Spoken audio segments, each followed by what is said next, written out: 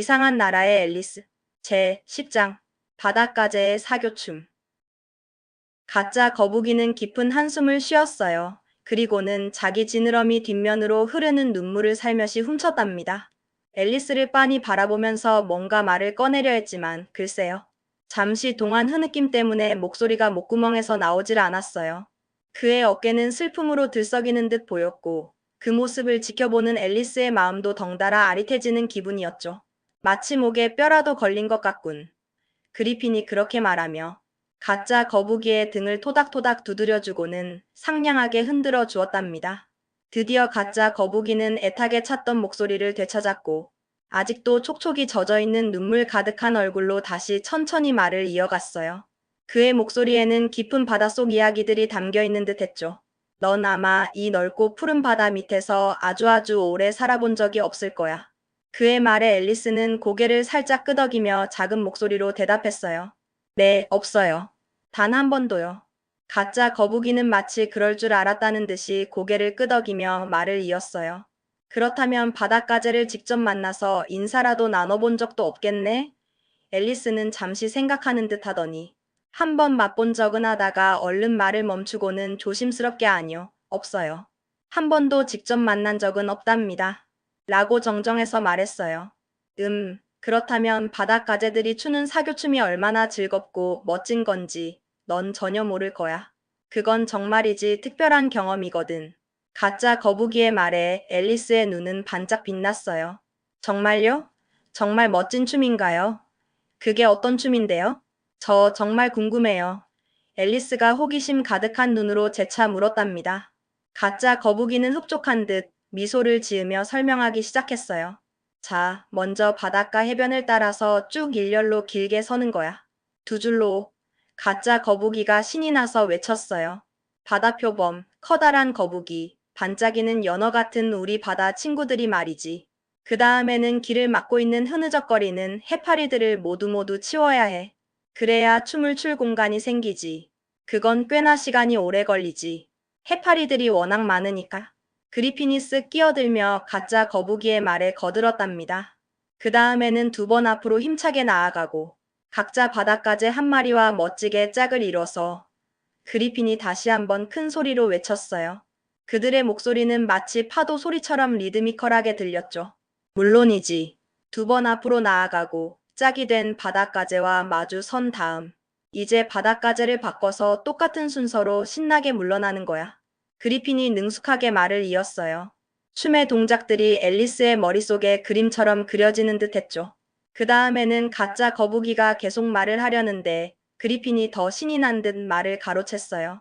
바닷가재를 던지는 거야. 그리핀이 외쳤어요. 아주 멀리 바다 깊은 곳까지 던져버리는 거지. 그 다음 그걸 따라서 헤엄쳐가는 거야. 그리핀이 소리쳤어요. 시원한 바닷속에서 빙글빙글 한 바퀴 돌기. 가짜 거북이가 이내 신이 나서 펄쩍펄쩍 뛰어오르며 외쳤어요. 그의 동작은 마치 춤을 추는 듯 경쾌했죠. 다시 바닷가재를 바꿔 그리핀이 목청껏 외쳤어요. 그의 목소리는 해변에 울려 퍼지는 듯 했답니다. 다시 육지로 돌아오면 그게 이 춤의 첫 번째 동작이야. 정말 근사하지? 가짜 거북이는 갑자기 목소리를 낮추며 그렇게 말했어요. 그의 눈빛에는 춤에 대한 깊은 애정이 담겨 있는 듯 했죠. 그동안 미친 듯이 활발하게 뛰놀던 두 생물은 이제 조용히 자리에 앉아 어쩐지 슬프면서도 애틋한 표정으로 앨리스를 바라보았답니다. 그들의 모습은 마치 긴 이야기를 들려준 뒤에 깊은 여운처럼 느껴졌어요. 참 예쁘고 재미있는 춤이겠네요. 앨리스가 조심스러우면서도 진심이 담긴 목소리로 말했어요. 그녀는 춤의 상상만으로도 즐거워 보였죠. 조금이라도 보여줄까? 우리가 춤추는 모습을. 가짜 거북이가 부드럽게 물었어요. 네, 정말 보고 싶어요. 꼭 보여주세요. 앨리스가 기대에 찬 목소리로 대답했어요. 그녀의 눈은 호기심으로 가득했죠. 그럼 첫 번째 동작만 해보자. 바닷가재가 없어도 괜찮을 거야. 우리가 직접 바닷가재가 된 것처럼 춤추면 되니까. 누가 노래를 부를까? 가짜 거북이가 제안했어요. 노래는 내가 불러. 그리핀이 망설임 없이 말했어요. 나는 가사를 잊어버렸거든. 내 목소리가 더 잘 어울릴 것 같아. 그래서 둘은 앨리스를 가운데 두고 빙글빙글 돌면서 장엄하면서도 우아하게 춤을 추기 시작했어요. 그들의 움직임은 바다의 물결처럼 부드러웠죠. 가끔은 너무 가까이 다가와 앨리스의 작은 발을 밟기도 하면서 자기들의 앞발을 힘차게 휘저어 춤의 박자를 맞추었답니다. 가짜 거북이는 느리고 슬프면서도 감미로운 목소리로 춤에 어울리는 노래를 불렀어요. 그의 노래는 마치 바다의 자장가 같았죠. 좀 더 빨리 걷지 않겠니? 응, 제발 좀 더 빨리 걸어줘. 청어가 달팽이에게 속삭이듯이 애원했어요.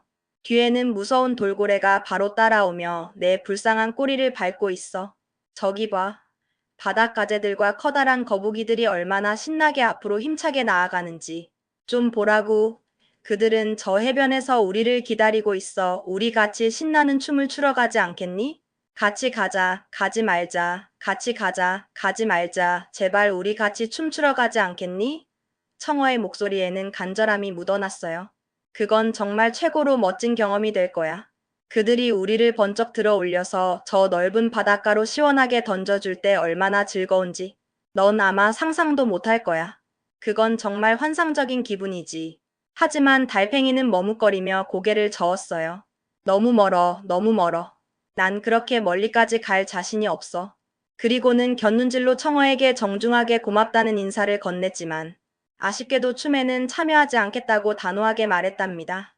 참여하지 않겠다, 할 수 없다. 참여하지 않겠다, 할 수 없다. 결국 그는 그 즐거운 춤에 함께하지 않았어요. 그의 아쉬운 마음이 앨리스에게도 전해지는 듯했죠. 얼마나 멀리 가는지가 대체 무슨 상관이야? 거리가 중요한 게 아니잖아. 청어의 빈을 달린 친구가 달팽이에게 용기를 주듯 말했어요. 바다 건너편엔 또 다른 멋진 해안이 있잖아. 영국에서 멀어질수록 아름다운 프랑스에 더 가까워지는 거라고. 그러니 제발 겁내지 마. 사랑스럽고 귀여운 달팽이야. 어서 와서 우리와 함께 춤을 추자. 같이 가자, 가지 말자, 같이 가자, 가지 말자, 제발 우리 같이 춤추러 가지 않겠니? 그의 목소리는 마치 달콤한 유혹 같았어요. 정말 흥미롭고 신비로운 춤이네요. 앨리스는 드디어 노래가 끝나서 마음속으로 살짝 안도하며 말했어요. 그리고 그 이상하고도 독특한 노래도 참 마음에 들어요. 멜로디가 귀에 맴도는 것 같아요. 그 청어 말인데 가짜 거북이가 앨리스의 말에 호응하며 말했어요. 넌 당연히 청어를 본 적이 있겠지? 우리 바다에서 흔히 볼 수 있는 물고기니까. 네, 자주 봤어요. 앨리스가 그렇게 대답하다가 얼른 말을 멈췄어요. 그녀의 표정에는 뭔가 할 말이 있는 듯 했지만 이내 삼키는 듯 보였죠. 봤어요, 라니. 어디서 본 거야? 정확히 어디서? 가짜 거북이가 궁금한 듯이 물었어요. 그의 눈은 앨리스의 대답을 기다리는 듯 했죠. 앨리스는 잠시 머뭇거리다가 조심스럽게 말했어요. 그들은 꼬리를 자기 입에 물고 있고 몸은 부스러기 같은 걸로 덮여 있었어요. 제가 본 청어들은 그랬답니다. 부스러기라니 그건 아니야. 그건 잘못 안 거야. 가짜 거북이가 단호하게 말했어요. 그건 아마 바닷물에 다 깨끗하게 씻겨 나갔을 거야. 하지만 꼬리를 입에 무는 건 맞아. 그 이유는 말이지 가짜 거북이는 갑자기 크게 하품을 하며 눈을 스르르 감았어요. 마치 긴 설명을 하기엔 너무 피곤하다는 듯이 말이죠. 이유는 내가 대신 말해라. 그는 그리핀에게 그렇게 말했답니다. 그리핀은 가짜 거북이의 부탁에 흔쾌히 응하며 설명하기 시작했어요. 이유는 말이지 그리핀이 힘주어 말했어요. 그들이 바닷가재들과 함께 신나는 춤을 추러 나갔기 때문이야. 그래서 바다로 힘껏 던져졌고 너무 멀리 떨어져서 떨어지는 동안 불쌍하게도 자기 꼬리가 입에 박혀버린 거지. 한 번 박힌 꼬리는 다시는 빼낼 수 없게 됐어. 그게 다야. 참 슬픈 이야기지. 정말 흥미롭고 슬픈 이야기네요. 앨리스가 진심으로 말했어요. 청어에 대해 그렇게 자세하고 특별한 이야기를 들은 건 처음이에요. 그보다 훨씬 더 많은 걸 알려줄 수도 있어. 그리핀이 자신감 있게 말했어요. 왜 청어를 그렇게 부르는지 알아? 그 이름에 숨겨진 비밀이 있지. 생각해 본 적 없어요. 왜 그렇게 부르는 거죠? 정말 궁금해요. 앨리스가 호기심 어린 눈으로 물었어요. 그건 말이지. 그들이 구두와 신발을 열심히 닦기 때문이야. 반짝반짝 빛나게 말이지. 그리핀의 말에 앨리스는 완전히 혼란스러웠어요. 그녀의 표정은 이해할 수 없다는 듯 일그러졌죠. 신발을 닦는다고요? 물고기가요? 그럼 내 신발은 뭘로 닦니? 왜 그렇게 반짝거리는 거지? 특별한 비법이라도 있는 거니? 그리핀이 되물었어요. 앨리스는 잠시 깊이 생각하다가 말했어요. 저는 광택약으로 닦아요. 엄마가 항상 그렇게 가르쳐 주셨어요. 하지만 우리 바다 밑에서는 청어로 닦는단다. 아주 깨끗하고 반짝이게 말이지. 이제 알겠지? 우리 바다만의 특별한 방법이야. 그리핀이 설명을 마무리했어요. 그럼 신발은 무엇으로 만들어지나요? 바다 밑 세상의 신발은 어떤 재료로 만들어지는 거죠? 앨리스가 호기심 가득한 목소리로 다시 물었어요. 그녀의 질문은 끝이 없는 듯 했죠.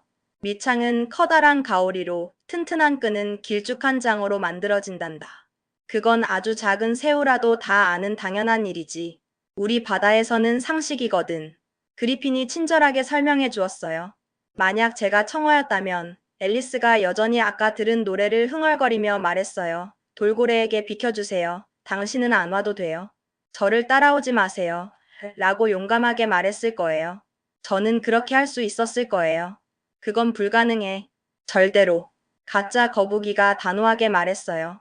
아주 현명한 물고기는 아무 이유 없이 어디 가지 않아. 그들은 항상 목적을 가지고 움직이지. 정말인가요? 진짜로요? 앨리스가 깜짝 놀라며 물었어요. 그녀는 그들의 이야기에 점점 빠져드는 듯 했죠. 물론이지. 당연한 거야. 만약 어떤 물고기가 나에게 여행을 간다고 말한다면 나는 무슨 이유로 가는 건데? 목적이 뭐야? 라고 반드시 물어볼 거야. 가짜 거북이의 말에 앨리스는 조금 의아한 듯 했어요. 목적을 말하려는 거 아닌가요? 이유가 아니라 목적이라고 물어봐야 하는 것 아닐까요? 앨리스가 조심스럽게 물었어요. 난 내가 방금 한 말을 그대로 뜻했어. 전혀 틀린 말이 아니야. 가짜 거북이가 어쩐지 불쾌한 듯 살짝 인상을 찌푸리며 말했어요. 그의 표정은 조금 심통난 듯 보였죠. 그리핀이 그들 사이에 쓱 끼어들었어요. 이제 내 이야기를 좀 들려줘, 앨리스. 우리에게 너의 이야기를 해줄 차례야. 오늘 아침부터 있었던 일들을 이야기할 수 있어요.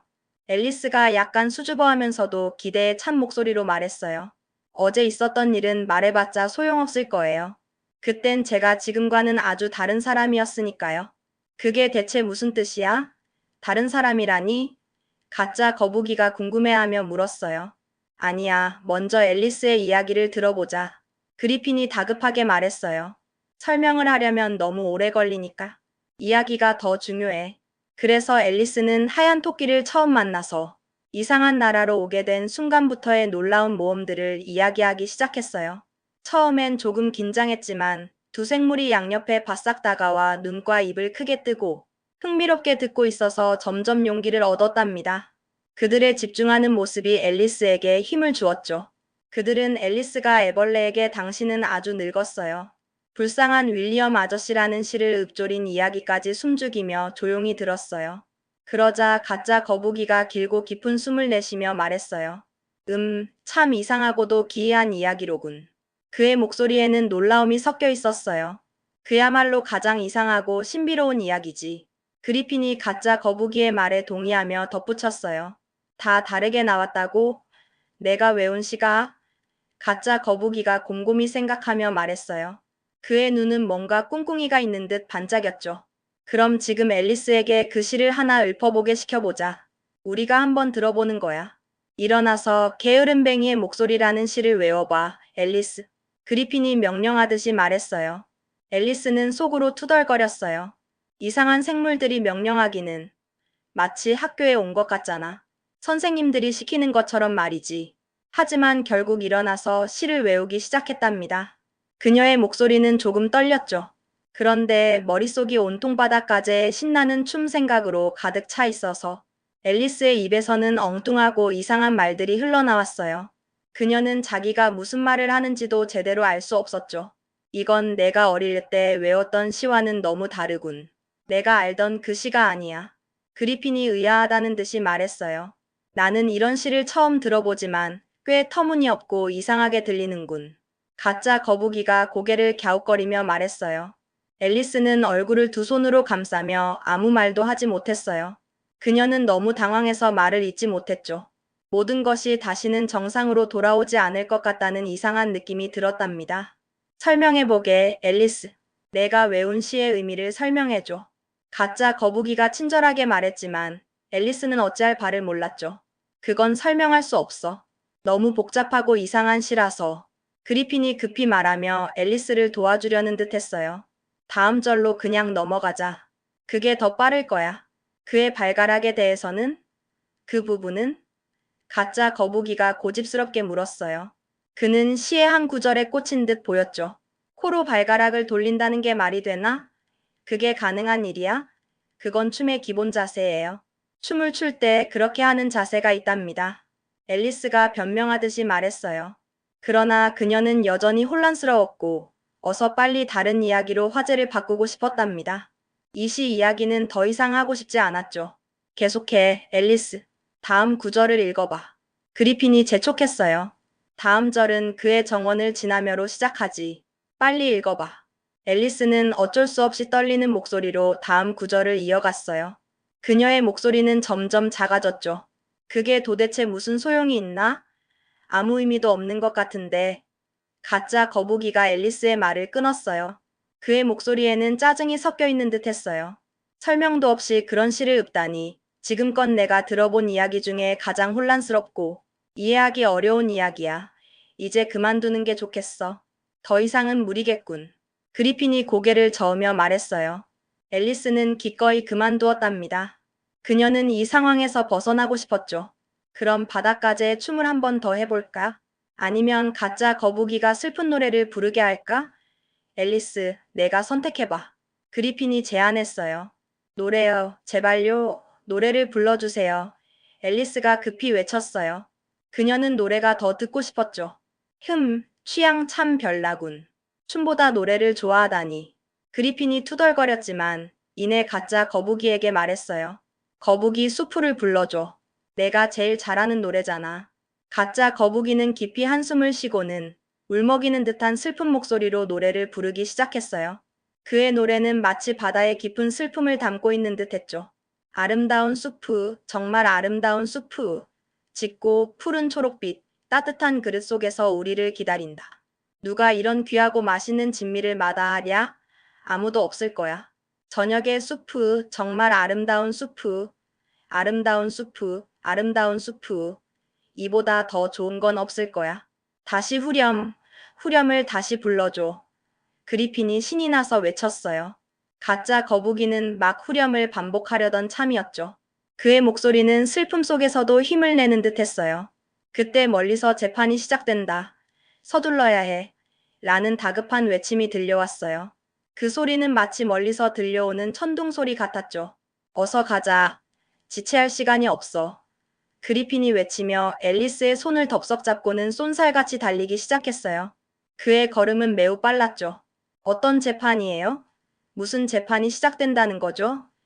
앨리스가 숨차게 물었지만 그리핀은 뒤도 돌아보지 않고 어서 와, 빨리 와야 해 라고만 대답하며 더 빨리 달렸답니다. 앨리스는 숨이 턱까지 차올랐지만 그리핀을 따라 열심히 달렸어요. 그들의 뒤에서는 바람에 실려 가짜 거북이의 슬프고도 애절한 노래가 희미하게 그리고 아련하게 들려왔어요. 아름다운 수프 저녁에 수프 아름답고 아름다운 수프 이보다 좋을 순 없어.